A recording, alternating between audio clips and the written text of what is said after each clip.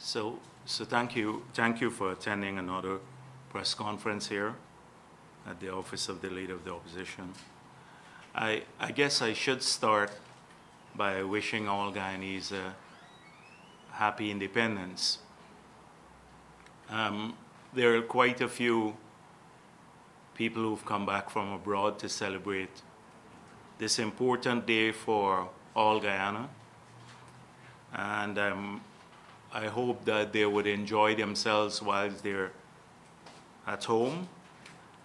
And also for those who are here and would participate in all the activities to celebrate our independence, I wish that they too would have an enjoyable time whilst reflecting on how far our country has come and how much more work we need to do to fulfill all the aspirations of our people.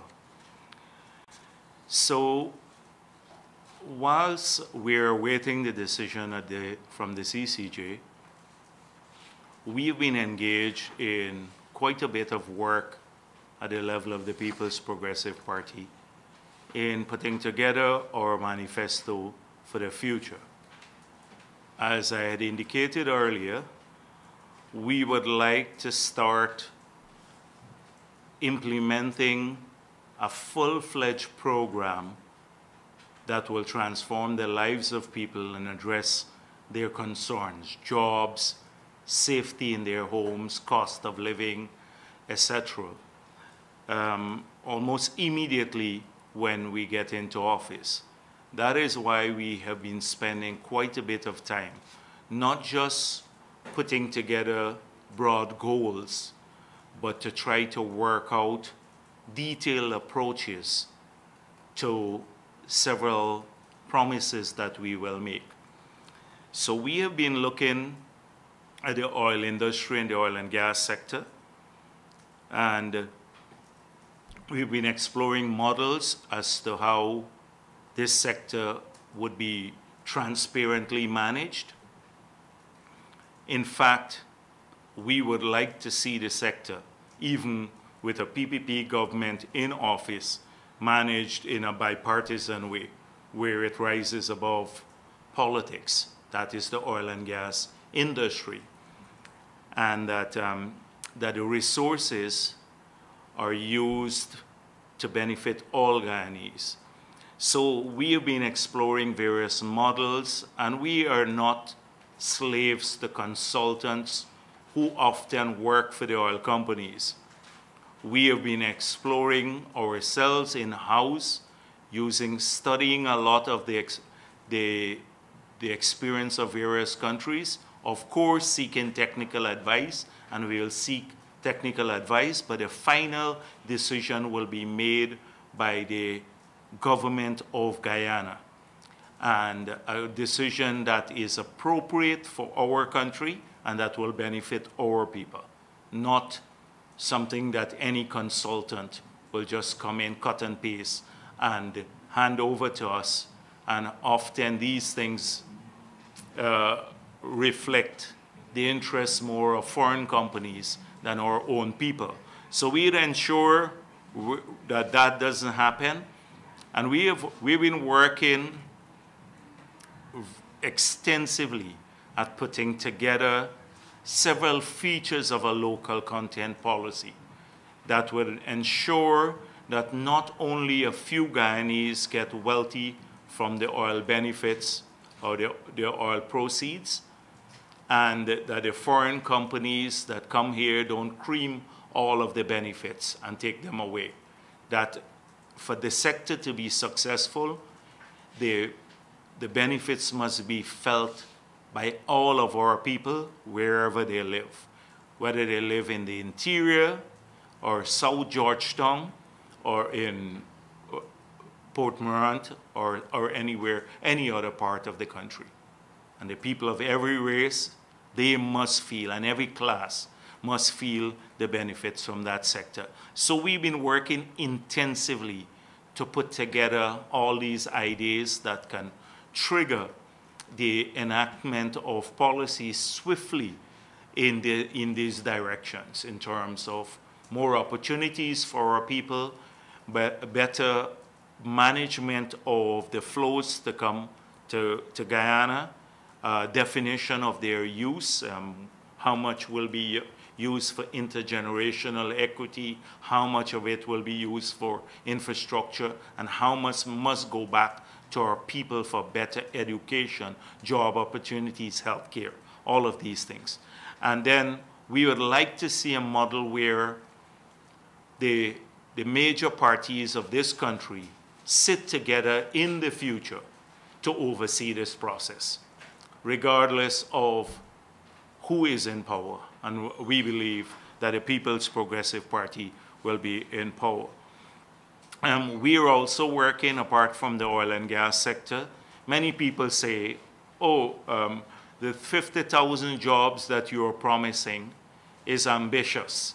And we actually believe, when we work through the numbers, that it is a conservative figure, that we can do even better than this because of our approach to various sectors.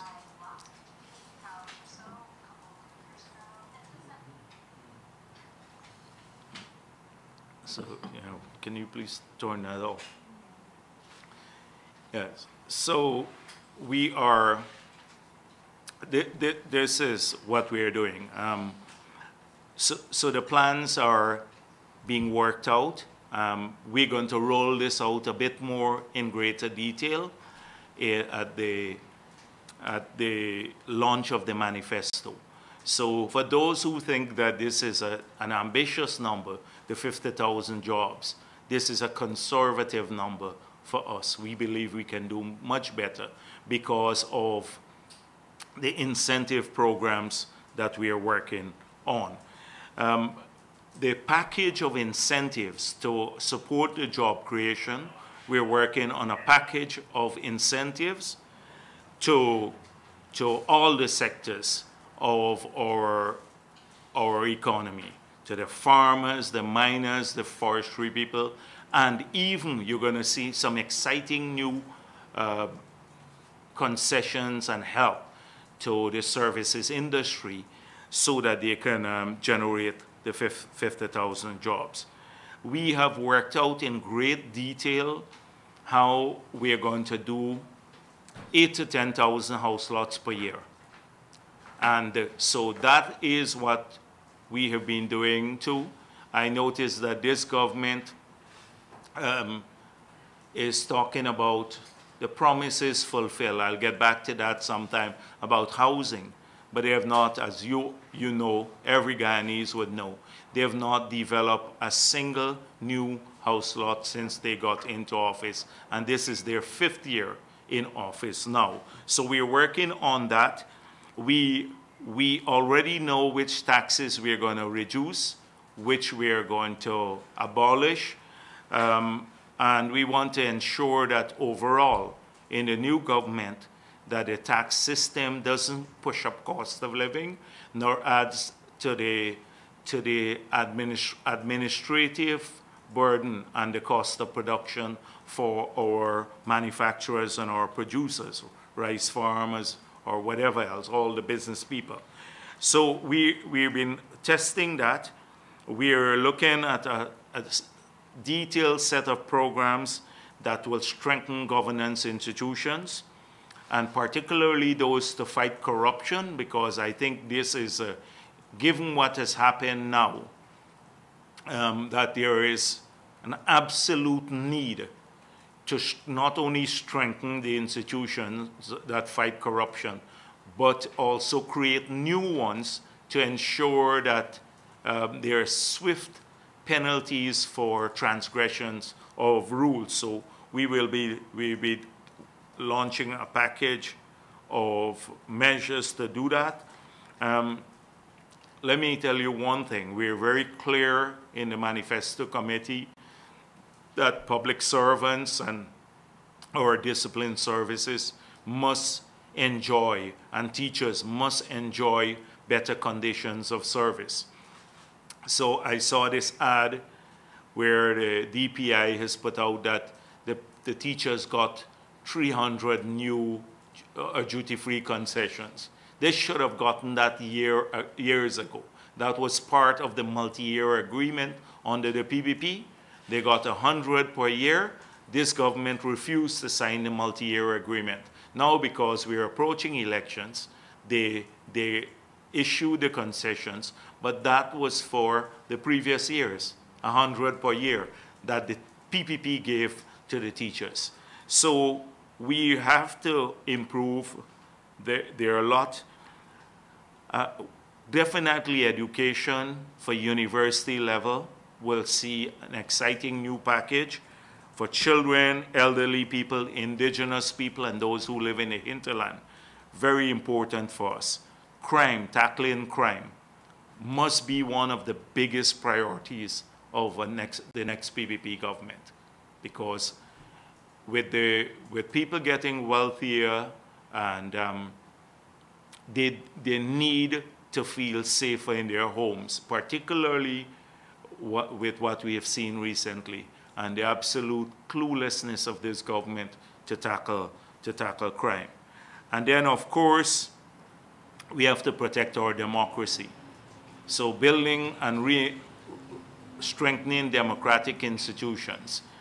We have to almost leave no ambiguity in our laws so that a group like APNU can never exploit anything in our laws in the future.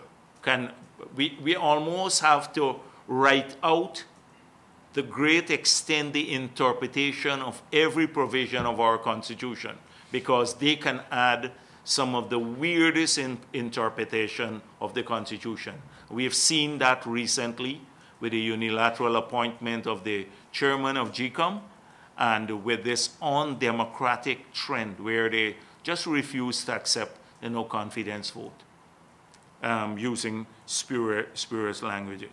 So I just wanted to say, as we are using this time to talk to people on the ground, the party. We have been doing a lot of house-to-house work, talking to people, telling them about our plans for the future and how we plan to fight racism too, because this is the trump card of the APNU, the only thing they talk about, they're trying to use now, because they can't go back to people. They've broken many promises. So now they're trying to stir up racism again. So we have to make sure that our institutions and all of our people are aware of what they're trying to do, and then to fight it together. Because if we remain divided, this corrupt cabal will hang on to power for a very long time if we remain divided along those lines. So I just wanted to give you a brief synopsis of what we're using this time for. On the other hand, I've seen what the government has been doing. So we just got information that the government spent $40 million of taxpayers' money to buy 8,000 tickets for the Buju Banton show at $5,000 each. Now, I don't begrudge the people who are getting the tickets, because it's our people and they should enjoy the tickets. But the fact is that this is part of a plan by the APNU to campaign using taxpayers' money. And it is part of a broader design. And it shows how disparaging they are about people, particularly young people. You would recall that years ago, when they had an assessment in the PNC, that they were losing support on the ground. They had some correspondence going back and forth between various leaders. And one of the emails said, around election time, all you have to do is to bring in a few artists, and the young people will vote back for us. Don't worry. We don't have to worry about them. All we have to do is to bring in a few artists and fed them a bit, and they'll vote for them. Well, I think they are misreading young people. They're misreading the number of jobs that have been lost and the misery that not just young people, but older people are going through. That thousands of them are out there looking for jobs now. And all of these little forms, I saw the forms now going around, they're giving their activist forms to say, go in, you can come in for training. We'd have jobs for you. But trust me, it's only a promise because we're close to the election time. There is no job. They're not creating any job. And the few that are being created in government are for their friends and family. But in the private sector, the foreign investment has dried up and local people are not investing. So how are we going to get the jobs? So they're all in a gimmick all the time, trying to win support and by making new promises. Oh, you're going to get a house lot in the future if you vote for us. Well, in 4 years, if they haven't developed a single one, trust me, this cabal is so visionless, you're never going to have your dreams realized. And two, the job, all these forms that you're signing up to get jobs now that will appear soon will never happen. After the elections, they'd go back to the same old business. But coming back to them spending all of this money, $40 million to share out tickets that Amna Ali is going around handing out. That's not her money, that's taxpayers' money. But at the same time, they didn't have money, they don't have money to put medicine in the hospitals. Many people are going there, pensioners, etc. They can't find insulin, they can't find basic medicine. But they're handing out, Amna Ali taking taxpayers' money and handing out tickets, $40 million. And in so many things, they've cut the water subsidy from the pensioners. The pensioners come here all the time. They walk around with the bill. They get bills for $60,000, $30,000, $45,000 water bills when they had to pay zero in the past. And instead of helping them, this is what they're doing, taking taxpayers' money to buy tickets for a show because they believe that this would help them politically. So you see where their priorities are. So I hope that the TIGI and the others who have been very lukewarm since this government has come into office on these thousands of corrupt acts, thousands of them, that they would look into these issues. I have no faith that they will do it. I have absolutely no faith, but this is the nature of the society we live in, that they don't do that. Secondly, let me give you another instance what is happening now. So they're buying a lot of campaign material using state funds. They're printing T-shirts, etc. So the Ministry of the Presidency pays the person who is printing the T-shirt. They then say to that person in cash, invoice, so the money leaves the book as though it's a payment. It goes out. They then say to the supplier, invoice the Ministry of Finance. When the supplier gets a check from the Ministry of Finance, they're asking the supplier now to encash the check and give them the cash, which will never enter back the book. This is a massive, massive scheme that is taking place now. And I want to warn the suppliers because some of them mentioned to me.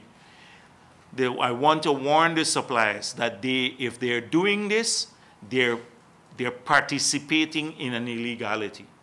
And all of those technical officers of the ministry who are part of this, they could get into trouble. If they get these directions from the ministers, please don't do it, or else you'll get into trouble too. But this is another scheme to cream money from the Treasury. That is why they're seeking supplementary. Do you know that they're seeking another $300 million, over $300 million, as part of the $800 million supplementary that they have for outreaches? $300 million for ministerial outreaches. Again, that's for campaign, and that's to siphon money off for food and everything else that goes to individuals and to Congress Place. It's another corrupt scheme that they have. The next thing is that I've seen Minister Patterson, after it was exposed that Chinese company paid 9,000 US directly into his bank account. He gave an explanation that, one, that the cabinet had approved the trip, but Bharrat funded the trip. He took an advance from Bharrat. Now, I know if the cabinet approves the trip, then you get the advance from the Ministry of Finance. Why do you have to go to Bharrat? But I suspect when you get an advance from the Ministry of Finance, you have to clear the advance. So why the first case, in the first instance, collect the money from Bharrat for the trip? Secondly, why didn't the contractors reimburse Bharrat directly? So all you had to do was to give, Bharrat has a bank account, Bharrat should have given their bank account to the contractors, and they would pay back Bharrat directly. But they placed it in, how did this the association get his personal bank account details? Obviously, the minister had to give them his personal bank account details to deposit the money in. Now, the money came back 8 months after it was expended. So he said he promptly reimbursed Bharrat, but until today, we have not seen a check. So how was it reimbursed? The minister can easily show by check this was done. So did he encash it, draw the cash and put it in a bag and went over to Bharrat and give it back? So there's lots of questions that we have to get answers for. And this seems to be a pattern of behavior involving this ministry and this minister.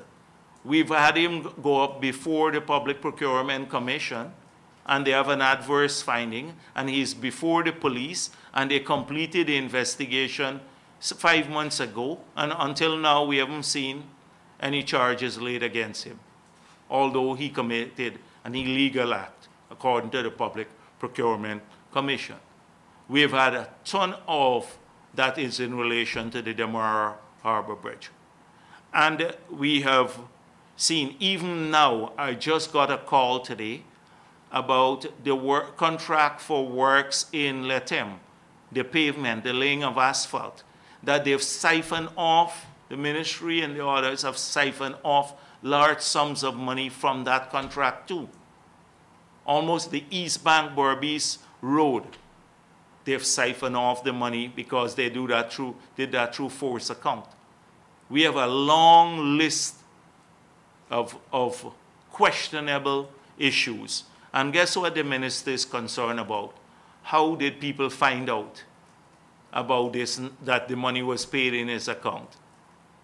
Well, thankfully, people keep sending information here. And we've had a deluge of information since we've made it public. People will keep sending, and we will keep exposing this. And it doesn't come from Mercury, because Ramjatani is like tripping out over this Mercury thing. He's going mad, yeah. Because I think he has a lot to hide, and he's worried that maybe the people could find details. But Mercury is not doing this. It's ordinary Guyanese who are sharing information, who are very peeved, pissed off, basically, that they are doing this with impunity. The ministers and the others, that they are doing these things with impunity. And on the other hand, they talk boldly as though, you know, breeze can't pass between their lips. The thing is that they go without any shame. So Cathy talks about goes to a press conference, AFC press conference, and talks about that we laid the fiber optic cable to Brazil badly in the ground, and that's a corrupt act. And it's true that that was laid badly. They didn't do, the consultants didn't supervise the contractors to lay it to the required depth. And it's true, it's bad. But her company got, she lied to us saying that she given up the day-to-day management of the company, and she's signing checks until now. And so she hasn't given explanation until now, credible explanation, why in her own ministry she's getting contracts, her company is getting contracts. And she is very, prim and proper, talking about corruption. It's this sort of thing that rubs me the wrong way. Or they got away in the 2015 period by spreading a lot of rumors that they can't prove now. Everything under the PPP was corrupt, but they were spreading rumors. Here we have facts, and they just wish, I think it's a preemptive thing to say, as we get closer to elections, the PPP will release more, and because of Mercury. It's not because of Mercury, because it's facts. It's nothing so far has been fabricated. We said the $9,000 was deposited in his account, private bank account. It was true. Dominic Gaskin said he'll put his head on the block for him. That never happened. I wonder, we should chop off his head now. Anyhow, we're not violent people. We're not violent people. But he was putting his head on the block. This is what we have. Now, there's something we saw online, and the information, we have verified it recently, that one minister, that the office of the president, because we got the information sent to us too, the office of the president transferred over 10 million Guyana dollars in 2018 and 2019 to two children of a particular minister. And I'm sure they're going to complain about the source of it too. But people see these things because the public servants often have to do it. And as I said before, it rubs them the wrong way. And we're very thankful for them. I want to thank all of them who are sending this information to us. So what's going to say? Please ask Harman about it, whether it's true. And I didn't call the name of the minister here, but you ask him if it's true. And then maybe we can release the details and what the money was for, the 10 million that went into their accounts, that out of the office of the president. And now I've heard, I missed the deadline for 2 weeks or so, 2-3 weeks for the Integrity Commission. And every article that's written, Jagdeo missed the deadline. And then to my surprise, I saw the president hasn't even submitted. And 4 years as president, this is the 5th year in office, and he never submitted once his statement to the Integrity Commission. But he gets a free pass.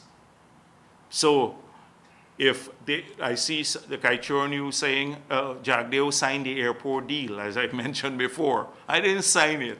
But if you want to bet, they wouldn't say Granger signed the deal for the Durban Park fiasco. They wouldn't say that. They have double standards. In our case, every time anything went bad, or there are concerns, it had to be the president. In this case, he's a very good, nice, upright gentleman. And could do nothing wrong. It has to be the others around him. So he takes no responsibility. But under the PPP, we had to personally answer for all of these things. So I'm just giving you just a couple of cases of corruption again. Almost on a weekly basis, we're finding this. And we have a long list more to go. Almost every minister is on the hustle. It's on the hustle. I just want to say that this blackout, our office has been inundated with calls about the blackout because they're not hearing from the government. Nobody is hearing from the government what are their plans for the future. As I said to them, it's going to get worse because they have not made the investments.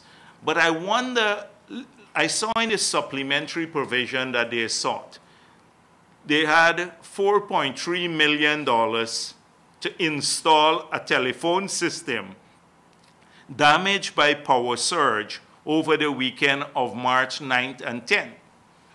So imagine the ministry is saying, we want money, taxpayers' money again, to buy back 4.3 million, a telephone system that GPL damaged.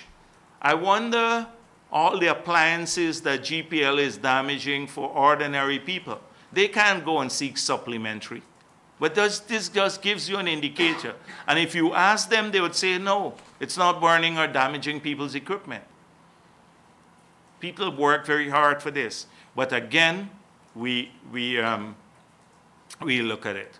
And it was interesting to note that after the 3 bandits were killed, some people sought to blame even the PPP for that in Berbice. But again, it shows the duplicity of their argument and about this crimes period and their 400 makeup extrajudicial killing that they were talking about.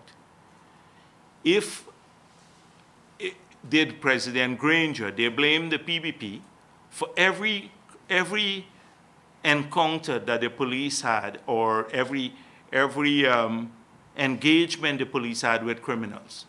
Let me make it clear. We stand unequivocally on the side of law and order. And we believe that if people, they want to commit crime and they're going to kill people and they're going to use weapons, especially the type of weapons they're using, they must face consequences too.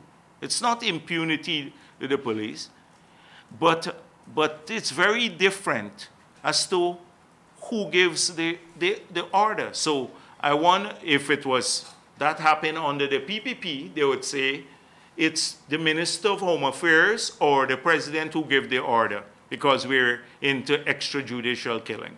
So who gave the order? Did President Granger order the killing of the 3 guys at the seawall or the 3 in Berbice? Or did he order the burning up of the people, the 17 in the prison? I'm sure he did not. He did not. But had it been PPP in power, we would have been blamed for that. I'm sure he did not. And so this just shows how jaundiced they are. And the DPI already started blaming the PPP in Berbice for the 3 persons. The dodo, the corrupt dodo over there. So supplementary provisions. You know, they're spending over $1 billion on rentals. That's $1 billion more than what we were spending in 2014. So imagine in 4 years, they've increased the rental of buildings by $1.1 billion more, $1.1 billion. That's almost equivalent to what they were, close to what they were spending for school kids, 10,000 grand. But they're renting fancy buildings now. So they've just sought more supplementary now, another 49 million. The total supplementary is $7.9 billion. And if you leave out the GCOM part, it's $4.4 billion. And a lot of this, when I look through it, it is for campaigning. So they delayed the no confidence motion, and they now used up the money in the budget, the huge budget that we've had for all these outreaches and siphon the money, and they've gone back and dipped again in the treasury for another $7.9 billion. This is typical APNU. spend everything not on buy tickets for yourselves and your friends and family and share out a few, dip into the treasury, but don't look at job creation, not low-income housing, cost of living. That's not your business. Just spending up every cent that the company has. At the gold board, I gather that I noticed there we have some puritanicals, but recently they've just given some people license to export gold, a license to export gold, someone who was caught with weapon and drugs and all of that. And they talk about money launderers and drug traffickers. They've given 2 licenses since they took office to people to export gold now, gold licenses. And none of them would pass a police test. Or police, what they call it? I don't know. Clearance. None of them would pass it. And that is, they talk about money laundering, etc. Because we believe these people are front for some of the ministers there. So on the local content advisor, I've seen Dominic Gaskin saying that the contract was not advertised. And then I saw the most convoluted explanation from the head of the Department of Energy, that trying to justify that this person doesn't have a conflict of interest. And I don't believe that, having looked through this issue, I never paid attention to it, that our interests would be best served by that appointment. And so this brings me to the final issue before I open the floor for questions. The issue of the GCOM.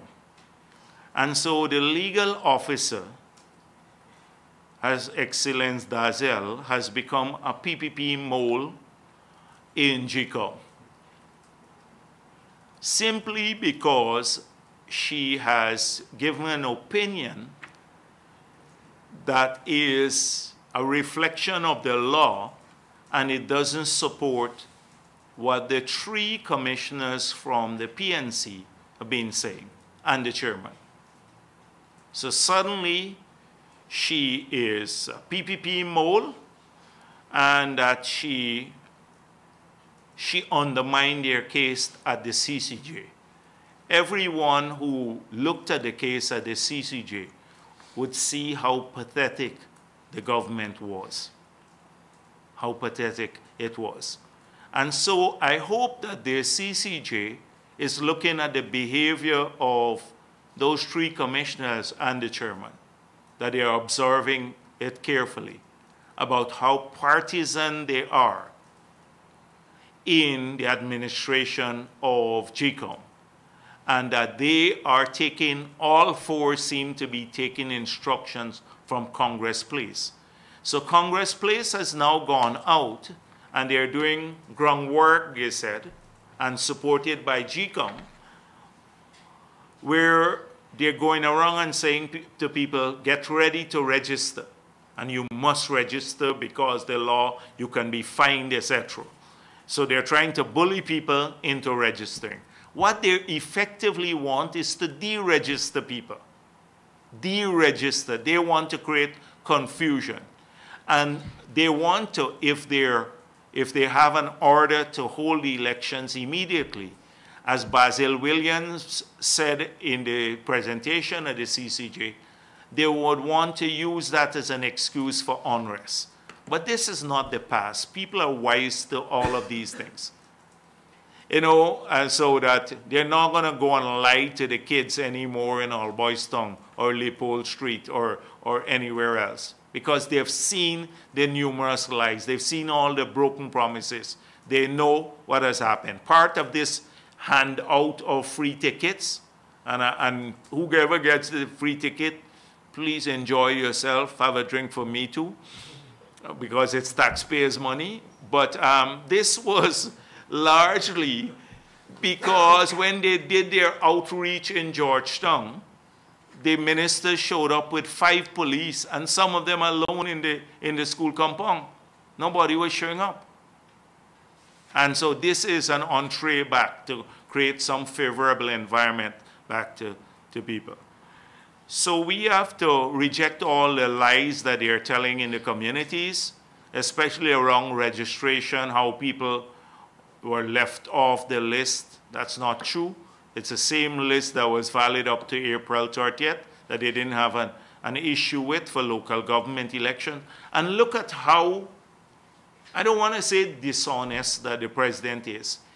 Just 2 days ago, he lauds the local government elections that they've just completed. He says, look, my government has done 2 local government elections, and takes praise for it.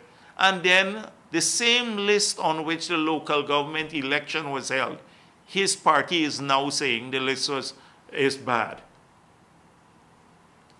So this is what we've seen.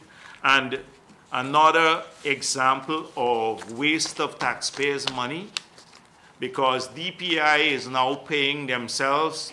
They have an incestuous circle there, so they're hiring themselves to do graphic designs and all sorts of things, and printing them themselves. It's a business they have over there. Almost all of them are sponging off the budget for DPI. But look, this just gives you an indication as to how distant our government is from reality. So this is it. Promise delivered. Improving access to family health care across Guyana. More people dying at the hospital every day without any explanation. Women, children, shortage of drugs, etc. in the clinics. They don't have doctors, etc. They have dispute with the doctors. But this is what they delivered on the promise. 2, promise delivered. Improving education access, attendance, and achievement. University fees gone up, everything else. You know, so, but they delivered on that. Promise delivered. Boosting trade to drive economic growth and job creation. So the president shakes someone's hand, and we're getting more jobs here. That's the jobs they delivered, because he shook the ambassador's hand. The 50,000 jobs he delivered, never mind 30,000 jobs disappeared from our country. Jobs delivered, promise fulfilled. This is taxpayers' money. Promise delivered. In 2017, 60% of households were purchased by low-income families. That's the promise delivered. They haven't done a single new house lot. The few buildings that are built are on housing schemes that the PPP left. But they delivered the promise of housing to people. Promise delivered. 300 teachers granted duty-free concessions. They denied the teachers the duty-free concessions for nearly 4 years that they had in an agreement under the PPP, and now give them, and this is a promise delivered. This is the nonsense. And promise delivered. Walter Lawrence again. Walter Lawrence, he beat up or well, lick down somebody or something like that. Remember the tape, the infamous tape? Well, the family. And promise delivered. More than 1,000 workers received training in new skills for jobs in the green economy. So where is this green economy? The 1,000 of us got trained in the green economy. It's the algae growing all around the place from the flooding now. That is the green economy that people are falling down on. That is what? Algae that's growing around all around the place. This is how pathetic it is. Look, and wasting our money, you know. They delivered all the promise. Wonderful, everything great. We're enjoying the good life now. We have to vote for them back. This is what we have every single day. But I can assure you that our misery will come to an end soon. I can assure you that. Thank you. Yes, Dennis. Sir, in light of the points you highlighted initially about plans to fight corruption and address crime and so on, a bipartisan approach to managing the oil sector, do you think that these approaches are enough to repair perceptions about the PP's time in government? And what else can you do in addition to what you've already shown? So you're right, Dennis, about the perception when the PPP was in government. They did a very effective job at painting a picture of a very corrupt PPP regime. And now that they're in office, they are faced with a situation where they have to prove all that they've said. So this is why from time to time I will spend some moments talking about what they said about us and then asking why aren't they doing something about it. So take for example, the Marriott was supposed to be a corrupt project and they were going to turn it into a hospital and investigate it. So you've had, this is your 5th year in office. What are they doing with the Marriott? Now, the plan was to sell it off under the PPP. Now they're keeping the Marriott. They're saying it's doing extremely well. In fact, they want to expand it because it's not adequate. So that is why I need to go back to a lot of what they said. The airport project, they used to say that was another corrupt project. But we have showed that we had a fixed price contract for a particular sum. They have now adjusted that downwards. So if anyone is corrupt, they are. But they didn't find any act of corruption there. They also said that we had slush funds in the Forestry Commission, in the Lotto Fund, GGMC, the Gold Board, not the Gold Board, the Ministry of Housing, the CHPA, etc. I think NFMU too. They've done audits in all of these bodies. They found large sums of money here. Not a single cent missing from the audits. So they promised to transfer all the funds over immediately. They used up every single cent. They found about $5 billion in the Forestry Commission. Now it's bankrupt. They've run it down. Zero. So that was a big thing too in the newspapers about corruption. Gulsaran and the APNU said under the PPP, $28 to $35 billion per year was stolen through procurement fraud. We've been begging them to show us where and how.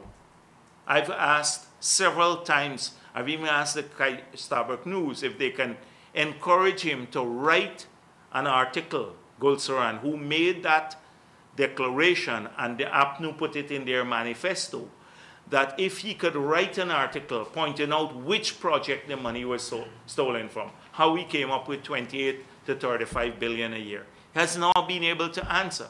So one by one, they said we stashed money abroad. So we've been, and you know, I've been encouraging the president to hire a firm to trace all of our assets. 3 years now he's refused to do so. Then, on the other hand, the Integrity Commission.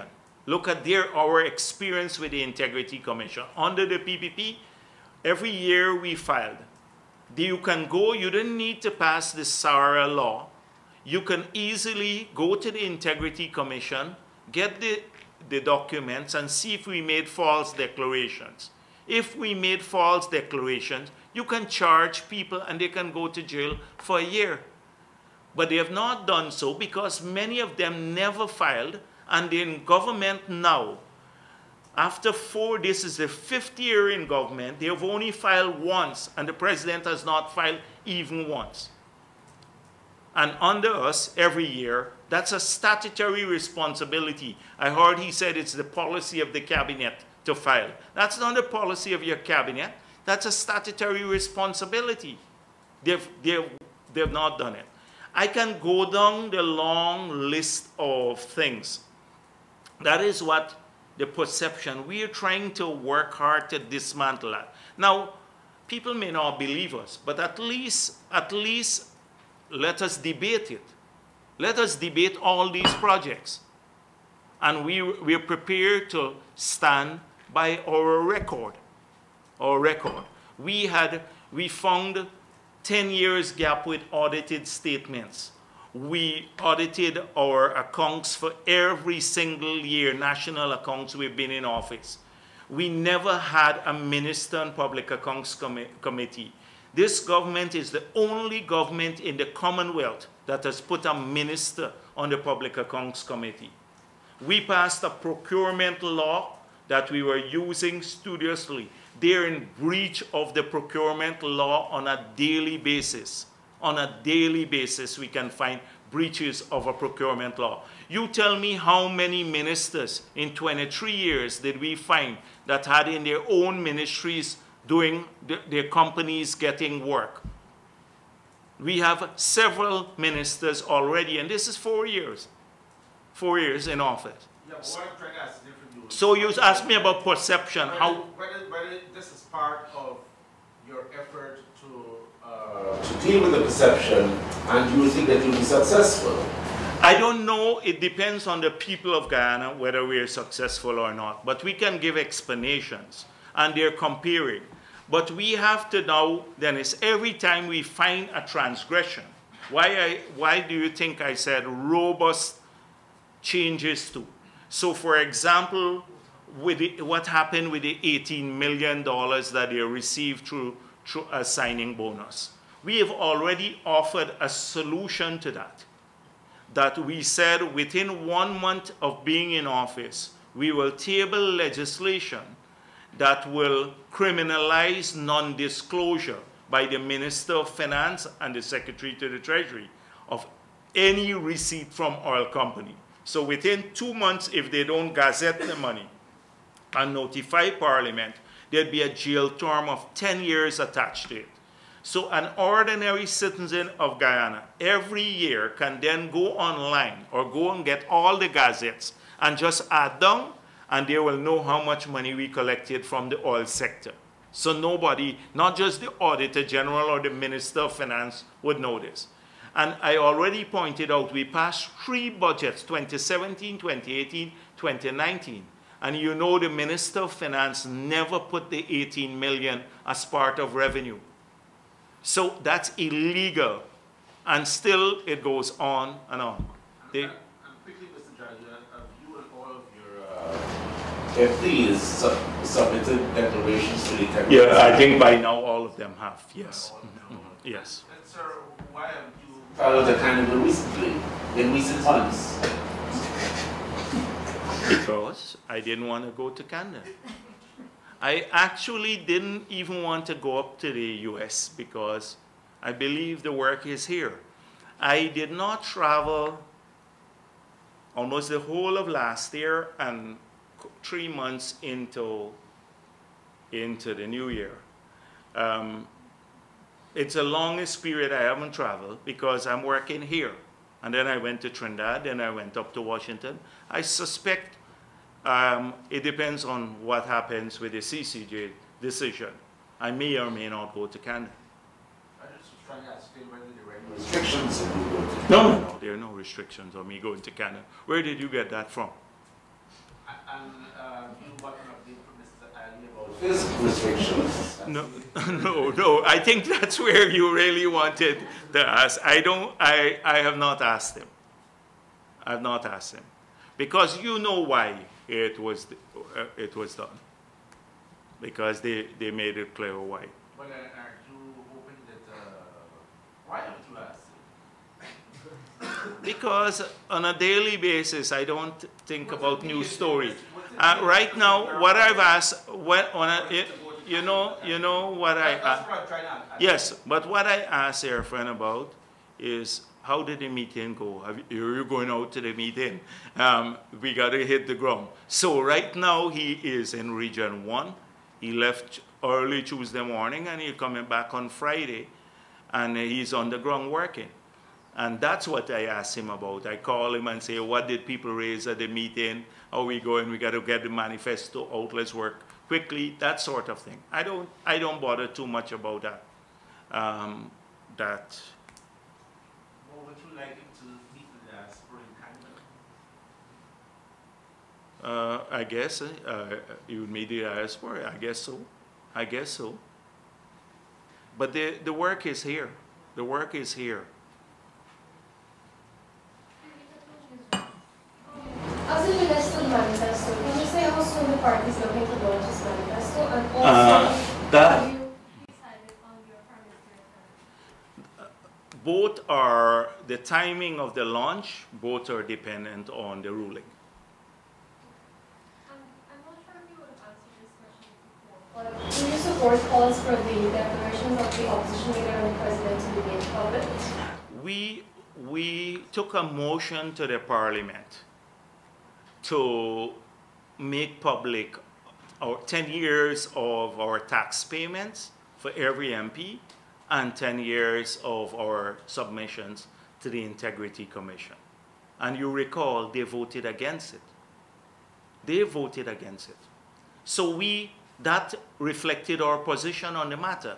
We took a motion to the parliament. It had this, let me give you the history of it.